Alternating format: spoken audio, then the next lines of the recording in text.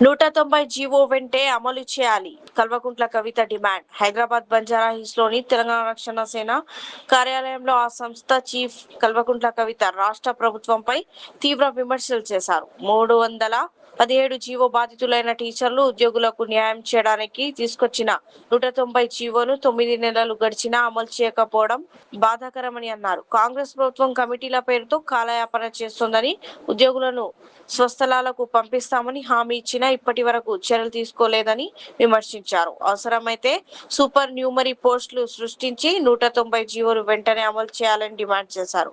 ఉద్యోగులు, టీచర్ల హక్కుల కోసం తెలంగాణ రక్షణ సేన అండగా ఉంటుందని పేర్కొన్న కవిత, ప్రభుత్వం తక్షణమే నిర్ణయం తీసుకోకపోతే పెద్ద ఎత్తున ఉద్యమం చేపడతామని హెచ్చరించారు.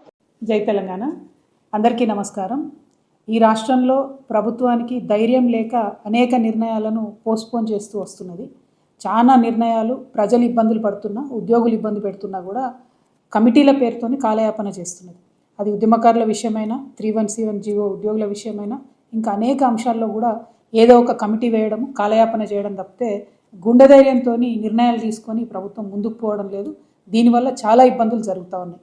ఉదాహరణకు 317 జీవోని తీసుకున్నట్టయితే గత 9 నెలల క్రితం క్యాబినెట్ సబ్ కమిటీ ఏదైతే దామోదర్ రాజనరసింహ గారు చైర్మన్గా, శ్రీధర్ బాబు గారు, పొన్నం ప్రభాకర్ గారు మెంబర్స్గా వేయడం జరిగిందో, ఆ సబ్ కమిటీ ఒక మధ్యంతర నిర్ణయం తీసుకొని 190 జీవోని ఇవ్వడం జరిగింది.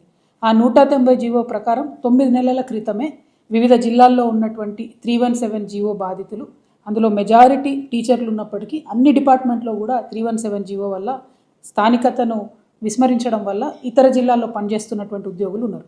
వాళ్ళందరినీ కూడా వాళ్ళ స్వస్థలాలకు పంపిస్తామని, అవసరమైతే సూపర్ న్యూమరీ పోస్టులు కూడా క్రియేట్ చేసి పంపిస్తామని చెప్పి ఈ ప్రభుత్వం మాట ఇవ్వడం జరిగింది.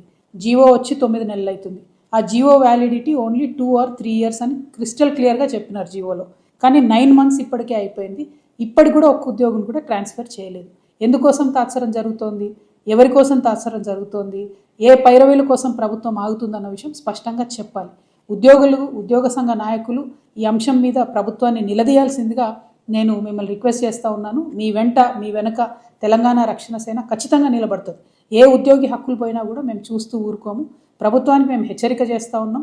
మీరు ఏదైతే 317 జీవోలో ప్రత్యేకించి టీచర్లకు సంబంధించి 25 రేషనలైజేషన్ జీవోతో సంబంధం లేకుండా సపరేట్గా 190 జీవోను అమలు చేయాలి. అవసరమైతే వారికి సూపర్ న్యూమరీ పోస్టులు క్రియేట్ చేసన్న స్వస్థలాలకు తీసుకురావాలి. మిగతా డిపార్ట్మెంట్లో ఉన్న 317 జీవో బాధితులందరికీ కూడా డైరెక్ట్గా మీరు ట్రాన్స్ఫర్ చేసే అవకాశం ఉండి కూడా 9 months నుండి చేయడం లేదు. ఖచ్చితంగా ట్రాన్స్ఫర్లు వెంటనే చేపట్టాలి. తెలంగాణ రక్షణ సేన నుంచి ప్రభుత్వానికి హెచ్చరిక చేస్తూ ఉన్నాం. మీరు త్వరగా ఇది చేయకపోతే మేము కార్యక్షేత్రంలోకి దిగాల్సి వస్తుంది, ప్రజా ఉద్యమాలను నిర్మించాల్సి వస్తుంది. ఉద్యోగులు డైరెక్ట్గా వచ్చి మీ మీద పోరాటం చేయలేరు కాబట్టి ఉద్యోగుల పక్షాన, టీచర్ల పక్షాన నిలబడి మేము వారికి ఇబ్బంది కాకుండా చూసుకుంటామని తెలియజేస్తున్నాను. Thank you. జై తెలంగాణ.